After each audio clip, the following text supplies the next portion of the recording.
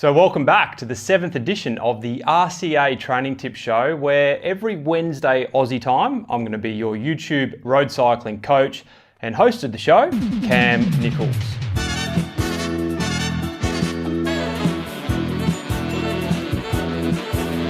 Now, if you're a channel supporter or a subscriber to the RCA Training Tip Show, and if you haven't subscribed yet, please consider doing it below. You'll know that from time to time in between road cycling training tips, I like to do a gear review.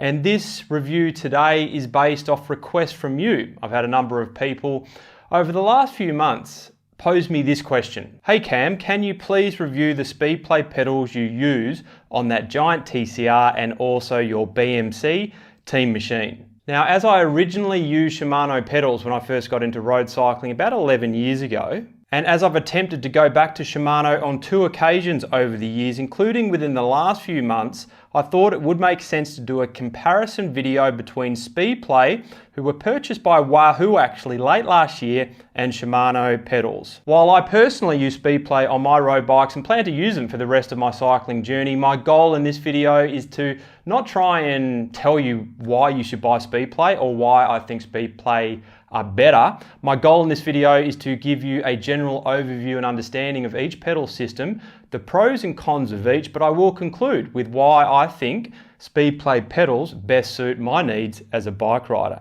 In addition to my views in this video today, I will also share an expert's opinion on the topic of Speedplay versus Shimano pedals, sharing with you an interview I did with a well-regarded Australian bike fitter based out of Brisbane, Australia, who has been fitting road cyclists for 10 years and prior to bike fitting has worked as a sports physiotherapist for a number of years. So in this video today, we're going to break it into 4 main parts.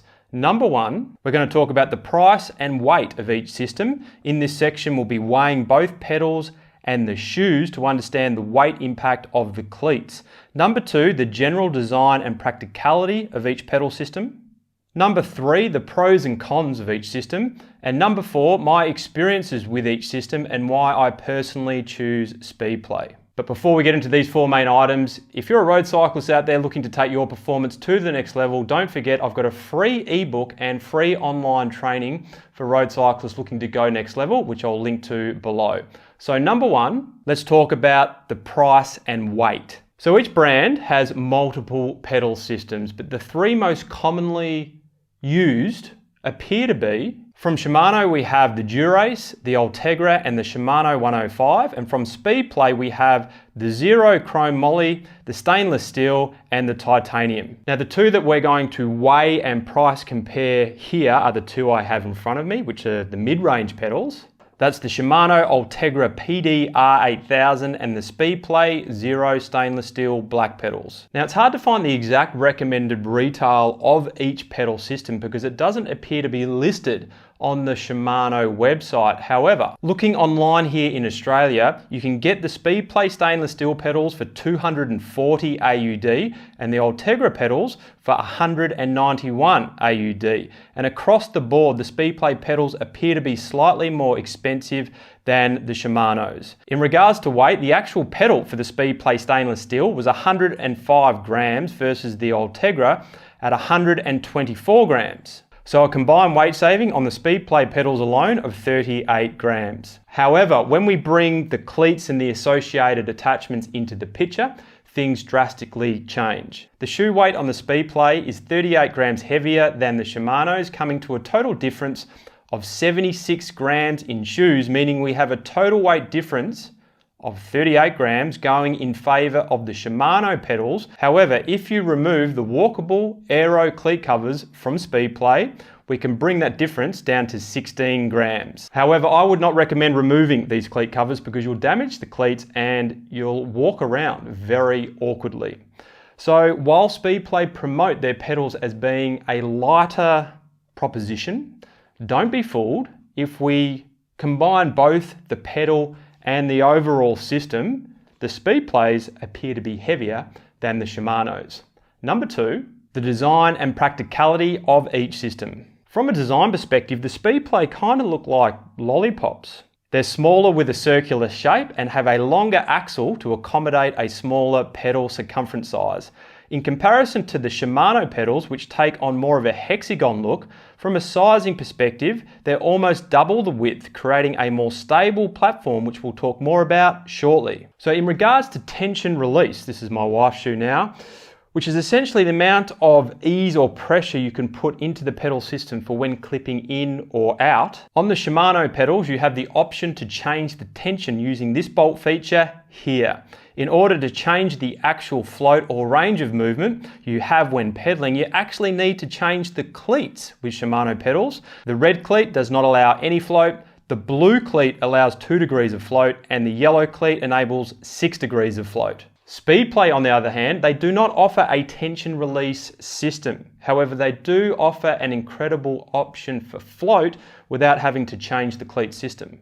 You actually have up to 15 degrees as an option of float range using these inward and outward hill limit screws that enable you to adjust float without changing the cleats over. You can even have a fixed float riding position by tightening both screws to their limits. Now, is that option of float actually a good thing? Let's hear what bike fitting expert Neil had to say about that. They're more adjustable. They've got more ability to go back and sideways and adjustable float. Is that a bad thing?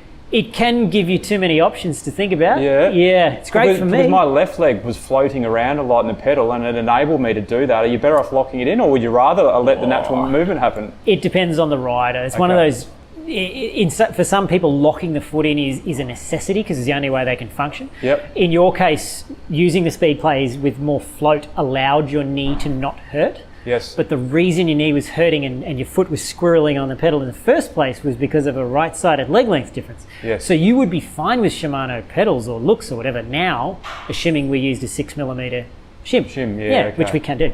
One of the other promoted features that Speedplay go on about is the dual-sided entry, so I can enter on that side of the pedal and also on that side simply by pushing down.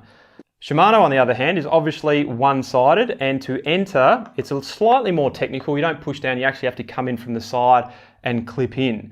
Now, once you're into the pedal, it should be noted that the stack height is actually different on Speedplays than Shimano's. According to the Speedplay website, which I hope Wahoo decide to revamp because it's looking a little 1990s, the stack height difference is roughly 2mm lower than the Shimano pedal, which means your foot is actually closer to the pedal for better power transfer, according to Speedplay, which also means you'll need to drop your saddle height on Speedplay ever so slightly. Lastly, the Speedplay pedal system, the way it connects, is said to reduce aerodynamic drag and also offer more clearance for when pedaling around corners. Ideal for criterium junkies that like to take a risk or two. Now, combining these characteristics into practicality and the way they're implemented and used by a bike fitting expert, let's hear what Neil had to say. Speedplay, double-sided entry, a much more forgiving entry because you don't have to flip the pedal over, so you just stand on it and it goes in. They take a bit of wearing in, so they have a downside. When they're new, they're really stiff. After 50 clip in and out cycles, they become a lot easier, so some people don't like that. So the Speedplays require a little bit more maintenance. Yes. You got to keep them clean, you got to lubricate them a bit and that kind of stuff. But if you've got some mechanical aptitude and you don't mind doing that, they're a really good pedal system. Yep. I use them a lot for weird and wonderful cases because they're more adjustable. There's more you can do with them in terms of cleat placement fore and aft with the base plate extenders, but there is nothing inherently terribly wrong with any of the 3-bolt systems. And what about Shimano? Less maintenance. They can get dirtier and it doesn't matter. Shimano, any of the 3-bolt systems, they wear out by walking on them rather than clipping in and out, whereas these wear out from riding and clipping in and out as opposed to walking on them. Interesting. So you don't want to be, if you don't walk on your Shimano cleats, they last you forever. Number 3, the pros and cons of each system. So now understanding the practicality and design of each system, let's put a list of pros and cons together, starting with the pros. With Speedplay Pros, it's easy to clip in, it's easy to adjust the float, it's a more aerodynamic system, you're closer to the pedal for greater power transfer, apparently, and there's more clearance for pedaling around corners. The Shimano Pros, they're more cost effective, easier to maintain, you have the ability to adjust tension for clipping in and out, it's a more stable pedaling platform due to the larger pedal circumference, and it's a more mainstream pedal for purchasing and repair needs. Speedplay cons, it's more expensive, There's more maintenance required. The range of float can potentially accommodate bad habits for poor bike fitting, and it's an unstable platform if cleats are not maintained and replaced often. The Shimano cons. Adjusting float requires different cleats, and the plastic cleats can become worn from walking over time. And here's an example of my wife's cleats. She uses Shimano. You can see on that side, it is a lot more worn than the other side, and probably that needs to be replaced. So if you've got experiences with either pedal system, you've got anything to add to the list, I'd be keen to get your thoughts below. Number 4, why I personally choose Speedplay. So it would have been maybe end of 2010, the start of 2011. I was at my local bike shop in Melbourne at the time. It was total rush and Speedplay had become all the rage. Maybe it was because Fabian Cancellara had just won Paris-Roubaix for the second time, and in the year of 2010, he achieved the Flanders-Roubaix double on Speedplays. Now, I was complaining to one of the store associates at Total Rush about some knee troubles I was having. So he said, why don't you try Speedplay? They're great for knee issues, and also they're used by world champions and pro cyclists such as Fabian Cancellara. Sold.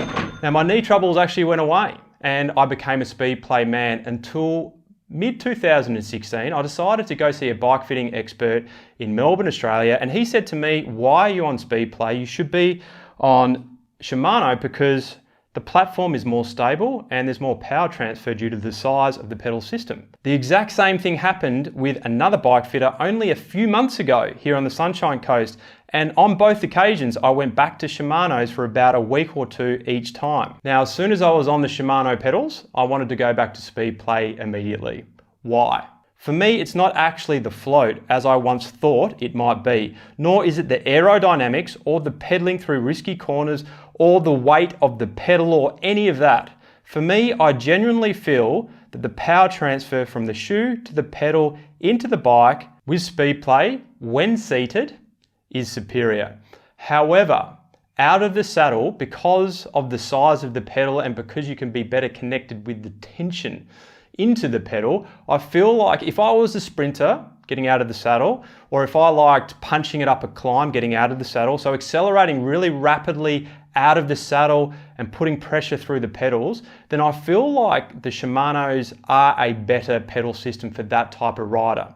But for me, I don't typically do those things. Very rarely do I get out of the saddle and sprint unless I'm trying to close a gap in a criterium. And when I'm climbing, I tend to stay seated. So I am predominantly a seated rider. And because of that, I think the Speedplay pedals are better for me, because as soon as I start to put pressure onto the pedal system when seated, I feel like there is a better connection between my foot and the pedal, and that is going directly into the bike. I'll be keen to get your thoughts below, and I'll catch you all in the next video.